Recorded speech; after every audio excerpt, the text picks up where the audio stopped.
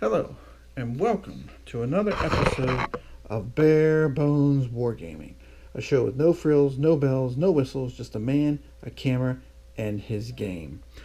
On this episode, I am going to start a playthrough of A Wing and a Prayer, Bombing the Rank by Lock and Load Games. Now, this is a game I just picked up recently, and it is a game that is obviously about the air war against Nazi Germany during the Second World War.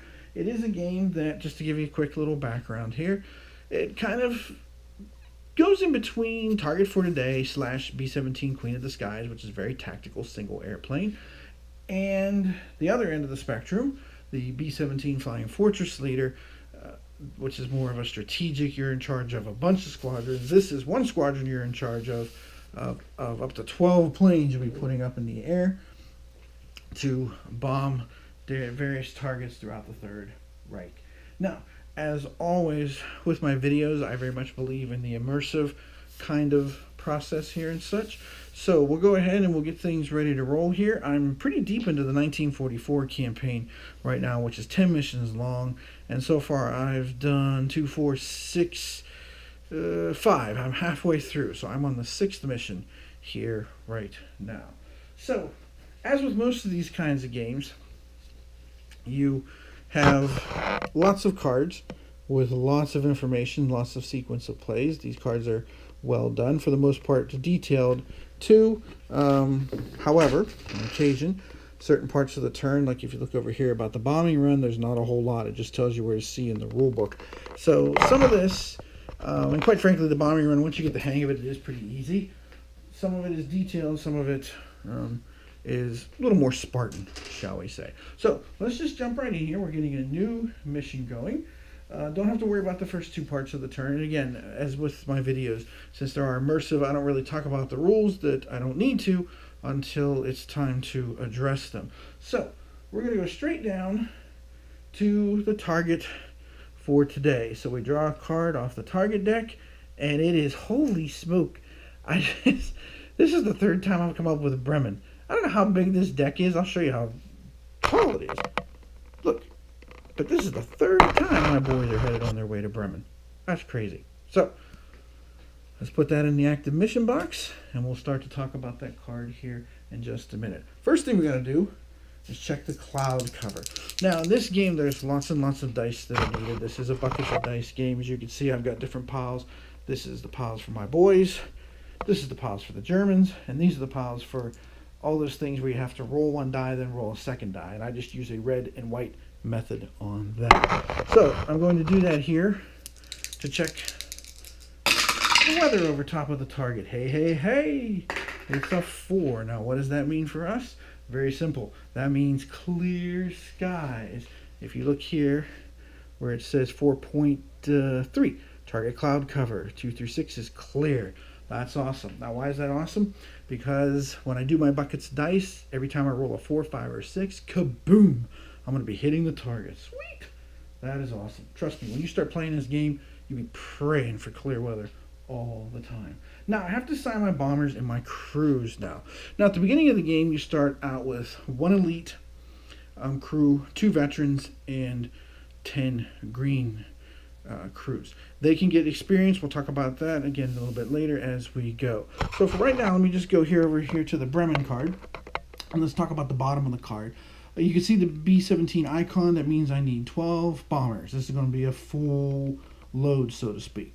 Okay, so I'm going to take my 12 bombers and put them here on this formation card. And you can see the slots, the different elements, the lead, the high, the low, and the tail. So let me just go ahead here, and I'll fill them all up. Right now, all I have is the B-17F. And then I can go ahead and assign my crews to each one here. Now, typically, I like my lead bombers to have my best, my lead element to have my best pilots in terms of making sure that we're going to get hit the old pickle barrel, as it were. So, I'm going to bring out I have to bring out all my crews. I only have 12 crews here for this, so I guess that's true. But you're going to get them, put your crews however you like. I just put them on top of the B-17s, and they're ready to roll. Now, the other thing on the card is the fighter icon. You can see there on the side, it says 8. Now, to figure out our fighters, we got to do a little bit of die rolling. And again, this is more like a narrative game. It is like those other games I've mentioned. It's also like the Hunters. That's another good example of a narrative kind of game. But again, I mean, when you're a squadron commander, you think about it, how many decisions are you going to be making at any given time? I mean, you're going to be kind of hard-pressed as far as, like, you're not making a whole bunch of tactical decisions and stuff. There's only so many things you can control as far as that goes. So, let's take a look here and see what I can come up with here for my escorts. Now, it is turn 18 or later down here in 119. So, I roll a die, and I roll 4. So, turn 18 or later, woohoo! That means P-51s, baby.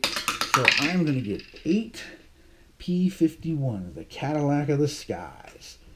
To quote, what is that movie with Christian Bale? Empire of the Sun? Is that what that was called? I think so. It's been a long time since I've seen that. So I'm going to line up my fighters. Going to find out how many aces I get too. So I also roll again on a chart and take a look and see. With 8 planes, I've rolled a 6. Ooh, I get all 3 aces as well. So I will line them up with 3 fighters. So you put your fighters down here at the bottom. And all my beautiful P-51s are there, ready to roll and protect my bombers. Well, at this point in time in the war, if you know anything about the history of this, at this point things have shifted to where basically instead of going to the protection mode, which they did early on and didn't work out so well, they've gone into the hunter mode. So I'm going to have my boys hunt quite a bit, quite frankly, with all of this. So we've got everything set up here. We've got the mission card. We've got our fighters. We've got our target we're heading to. Now we're heading here to Bremen. Bremen is right here. And when you move on the map, you can move any direction you want, so long as you follow these nice black lines. You can see this one here to St. Omer, and this one to Rotterdam, and these ones all connect together, which is the way we're going, by the way. We're going to head out over the North Sea and get there through the least amount of flak that we can. Of course, that doesn't mean enemy fighters might not stray out over the North Sea, but we'll worry about that in a little bit. So, we're ready to move, we're ready to roll, we're headed for Bremen. So, to quote the Joker, and here we go. So the first thing we do is we move into our box. Okay. Now again, there are parts of the turn here I'm not going to talk about until I actually need them. You can look at the cards. I believe that there's files on Board Game Geek and stuff to show you the newest versions of the cards if you want to take a look at them yourself in any detail before deciding whether you want to buy the game or not. I mean, it's up to you. I'm just giving you an idea how it plays, how it works. You can decide, hey, is this something for me, or am I good already, so to speak, in my air war department? So, move my bombers. Nothing to worry about with lead or loose. There's no damaged aircraft. Fighter range, we start our fighter clock here, but with P-51s, we're in good shape because they have a maximum range of 12. So this chart over here is used to track how long your little friends hang out with you. And again, P-51 is the best because they can go 12 boxes, which basically means they can go most places with you and protect you the whole way through and home. Not all, but most. So, there's no escort rendezvous. We'll talk about that when we need to. There's no flaks. Some spaces have flak sites. So you can see here, St. Omer, there's a flak site. There's also what tells you what the target is. This is an aircraft one. Lille is a industry one. But there's none over top of the North Sea.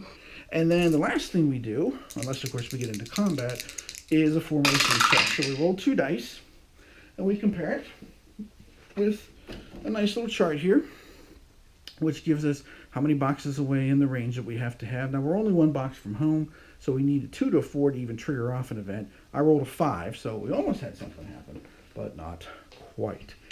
And now, since there's no combat to do, we keep on rolling. So we're going to move into the next box. Again, nothing to worry about with formation adjustments, no loose ones, no damage. Fighter range, P-51s cruising right along with us. No flaks. And we're back up here again to formation check, event check. It's a 9, so nothing doing. And I can tell you with the formation event checks, the highest you can go is a range of 2 to 6. So anything is 7 or up, you're not going to end up with any kind of event. So all is calm as we continue out across the North Sea here. So we're moving to the next spot again. No lead, no loose, no damage. Escorts hanging with us. No flak sites. So here we go again. Will we get an event? It is a 5. 1, 2. We are 3 boxes from home. Let's see. 3 boxes from home. Nope. 2 to 4 is what you need to trigger off an event. So nothing doing yet. So all is calm. The calm before the storm, if you will. So we're continue cruising along here. And again, no issues with formations. No loose. No damaged. Escort. Continue to move that down the track as they move along with us. There's no flak yet because we're still out over top of the open water. Event. Oh, snake eyes. So we are about to have an event. So now we'll roll and let's take a look at the chart here. What is about to happen? It's a 10. Uh-oh. I can tell you right now, the higher the number, the more likely you are to have fighters. And guess what? We are 1, 2, 3, 4 boxes from home. It's a 10. 7 to 12 is enemy fighters. Uh-oh. SpaghettiOs. So, let's see what's going to happen here. Now, again, with enemy fighters, you roll on a chart. Let me find it. Here we go. Here's the enemy interceptor type table. Okay, it's the year 1944. And again, you roll once for what type, and then once for how many. And depending on whether the formation is tight or loose. And again, I use a red and white approach when I do this. So, we got lucky on this. So it is a 3. So in 1944, a 3 is a Focke-Wulf 190. But it's only 1. That's all we ended up with. So that's nice. 1 of the enemy. That's it. Cool. Now, once the enemy's been established, well, I'm sorry, first, we got to check on the ace table. And again, with 1 fighter plane, the chances of the Germans having an ace is basically, well, 1 in 6. From the charts, it's a 3, so there's no fighter ace there. I sort of figured that, so to speak. Now, once that's done, got to see just how aggressive some of my fighter pilots are going to be. So again, this is, again, very much a game like B-17, like Target for Today. There's lots of charts, lots of die rolling to do. Now, despite the fact, look at this, despite the fact, here's the escort engagement table, despite the fact that I've got 8 fighters, nobody is going after him. Now, you can send as many fighters as you want to go after an opponent. So what I'm going to do is, I'm going to go ahead and I'm going to send up a P-51, and I'm also going to send up a wingman to go with him. So with interceptors, you go up here to cover things and check things out. So that's what we're going to do. Now, I typically like to keep my videos about 15 minutes or so, but let's see here if we can get this air-to-air combat squeezed in beforehand. So first thing you do with air combat is, well, you know what, actually, I think what we'll do is we'll leave it here with the drama of the air combat ready to begin. I'm not going to commit any more fighters. I could if I wanted to. I just don't feel like it. I'm going to save them just in case I need them. You never know what might happen. So what we'll do right now is I will go ahead and end this particular episode of Bare Bones Wargaming with Tim Korchnoi, and I'll pick up on the next episode. We'll see an air-to-air combat, obviously, against this FW-190, and then we'll work on getting my boys to Bremen. So, we'll see you next time.